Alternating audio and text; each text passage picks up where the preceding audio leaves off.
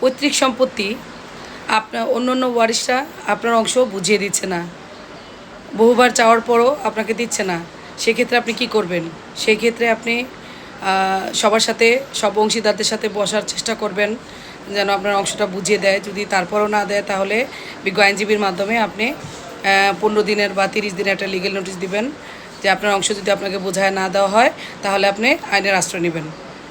তো দেখা গেল যে অনেক সময় নোটিশ পাওয়ার পর অন্য অংশীদাররা ভাবে যে মামলায় ঝামেলা যাব, তার অংশ তারা আমরা দিয়ে দেয়। আর সেক্ষেত্রে যদি না দেয় তাহলে আপনাকে আদালতে গিয়ে বন্টনের মোকদ্দমা করে দিতে হবে।